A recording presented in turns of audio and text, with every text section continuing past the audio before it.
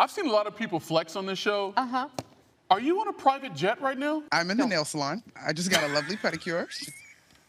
Oh, okay. Now I see the full picture. Okay. This is the most honest moment. That woman is busy. What color did you go with? It's a lovely, crisp, light pink for the summer. We love that. The chair, one of those really lovely massage chairs. Okay. Listen, okay, real quick, bear with me, folks at home, if this is gonna make you dizzy. They gave me this table, Briscoe, and I had a lovely drink, and I'm just stretched out, and I could prop my phone up and watch the game during the show, and it's a lovely experience. I do recommend it. What the hell was that? What the hell was that? Were we watching ESPN, or was that a segment with the Yentas on The View? ESPN's audience demographics are similar to mine. Both our audiences are heavily skewed towards men, or as the few remaining woke stars at ESPN prefer to call it, toxic masculinity.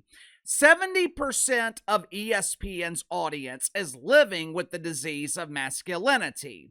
How many of those dudes are tuning into ESPN to hear Monica McNutt's exclusive report from the barber shop?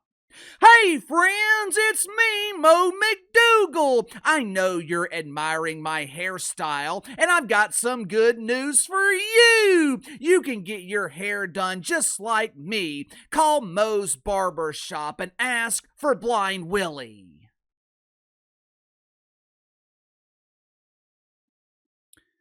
You know, the last few years at ESPN are exactly what happens when the dorks from high school are given prominent positions. You could see in that clip, Monica McNutt, she thinks she is a star. Mo McDougal really thinks she's VIP. And I'm struggling to understand where she gets this false confidence. Crying Ryan Clark was the president of Club Doofus. Ryan Clark cried more than a dude living in a sorority house while dealing with erectile dysfunction. But at least Ryan Clark was good at his job. As insufferable as he was, as pathetic as it was to watch a grown man crying on national television, when he was actually doing his job of analyzing the NFL, Ryan Clark, he was arguably the best analyst that ESPN had, which means Crying Ryan served a purpose. I am struggling to find purpose with Monica McNutt at ESPN. I'm struggling to find a reason for Mo's continued presence on TV every Sunday for ESPN's disaster known as Women's Sports Sunday, a flaming ass fire that absolutely no one asked for. Clearly, I'm not the only one that feels this way, because this past Sunday, Women's Sports Sunday recorded its lowest ratings on ESPN, and it was one of the least watched primetime windows of the year. But before we get to the ratings and the ongoing Mo McDougal problem at ESPN, let's go ahead and get to the sponsor for today's video, my good friends at Fluffernoggin. I am not a big snacker. Uncle KC does not eat a lot of junk food, but there are times during the week when I'm too busy to stop and grab lunch, and I need something quick and easy, but also filling enough to get me to dinner. One thing I have found that fills me up, beef jerky. Problem is, a lot of beef jerky tastes like you're biting into a flat tire. Good news is, I no longer have that problem because I started buying gourmet beef jerky from Fluffernoggin. Now you're probably wondering, what the hell is a Fluffernoggin? Fluffernoggin is gourmet beef jerky that is 100% made right here in America. You don't have to worry about consuming foreign cows because all these cows are homegrown. Each recipe from Fluffernoggin is handcrafted with the perfect amount of seasoning. First beef jerky I've ever tasted that literally melts in your mouth. Fluffernoggin comes in a variety of flavors ranging from mango habanero, Korean barbecue. They even have a flavoring of craft beer. Or, if you're like me, you'll just stick with the original style flavoring. So click the link in the description or the pinned comment below. Use my promo code BTL30, BTL30. Receive 30% 10% off your first purchase with Fluffernoggin. Last Sunday, instead of their usual unwanted broadcast of a pretend basketball game in the WNBA dump, ESPN decided to change things up for Women's Sports Sunday with an exciting matchup in the NWSL. Raging Louisville defeated something called Angel City FC. I believe FC stands for foreclosure, which is the future prediction for the NWSL if they can't convince people to start watching it. The outrage from Louisville, they won this exciting matchup 2-1. The combined score of the game, it almost equaled the number of people watching on ESPN. Last week, Women's Sports Sunday drew 153,000 viewers. Well, Uncle Casey, that's only because this was the NWSL. If this were the WNBA, these ratings would be huge.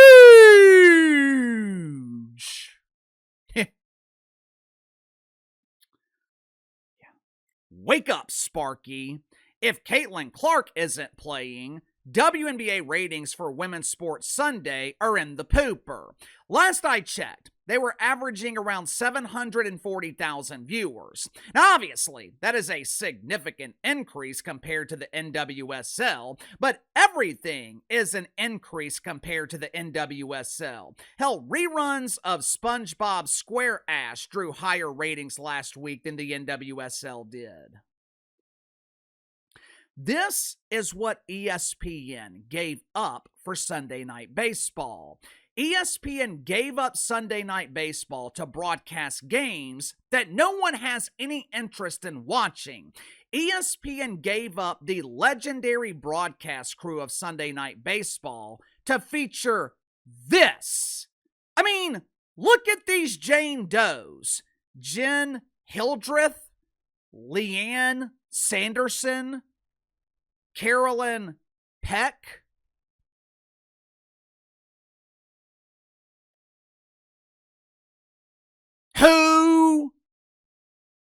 Who, and who? Of course, they are led by the lead unknown who should still be unknown. The only reason Monica McNutt has name recognition is because she is a constant source of embarrassment for ESPN. As always, you don't have to take my word for it. Uncle KC always comes with the proof.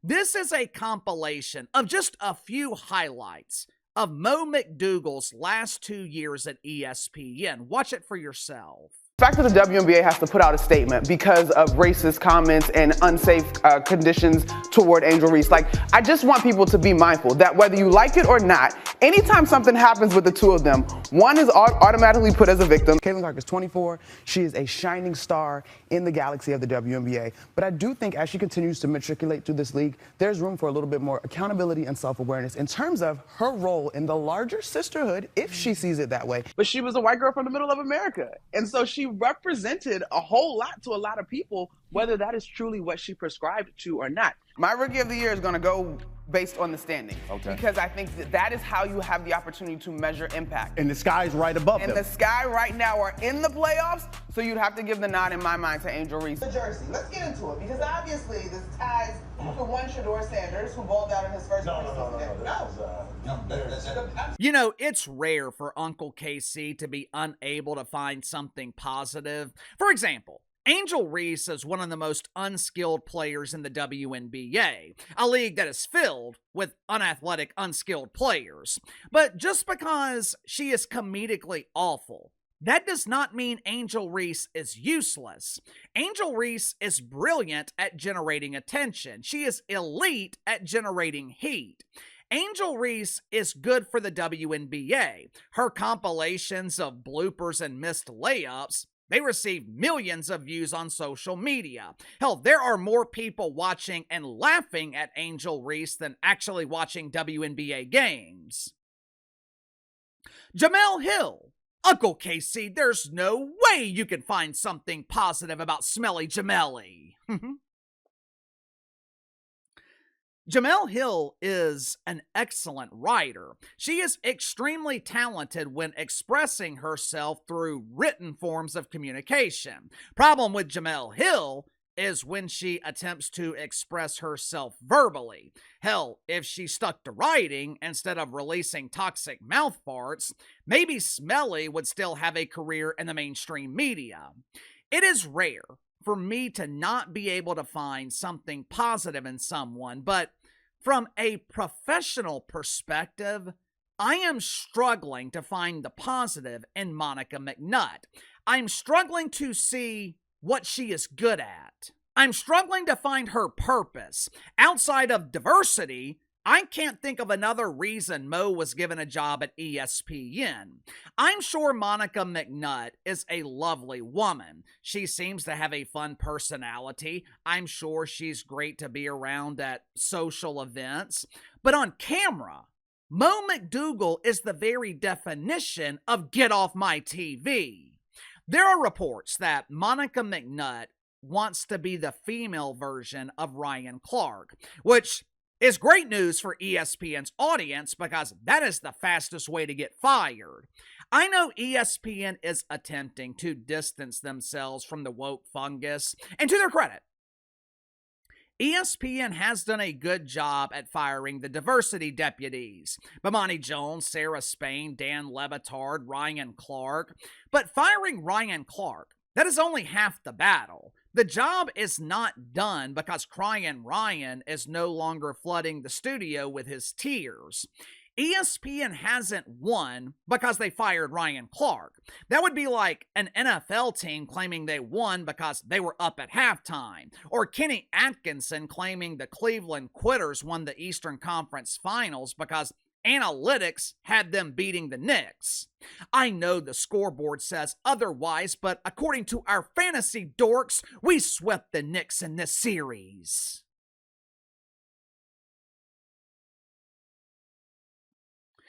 Firing Crying Ryan was the right decision, but the job is not done. One of the reasons Women's Sports Sunday has been a huge embarrassing failure for ESPN, besides the fact that the foundation of the program is the make-believe basketball and the WNBA, one of the reasons Women's Sports Sunday is a failure is because of who ESPN chose to be the faces of their WNBA coverage. Imagine a WNBA pregame show with Candace Parker, Charles Barkley, and Sue Bird. Since she has kicked Meg Rapinoe out of the nest, Sue Bird has improved. Now, obviously, Charles Barkley would never agree or waste his time talking about the WNBA. But you get the point. Imagine a pre- and post-game show featuring analysts that people could actually tolerate.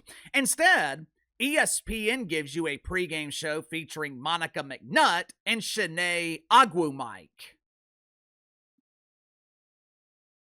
Earlier this week, Chiney had the audacity to lecture ESPN's audience. You guys, we need to stop with the hateful rhetoric. Let's stop focusing on manufactured racism and start focusing on the beautiful basketball in the WNBA.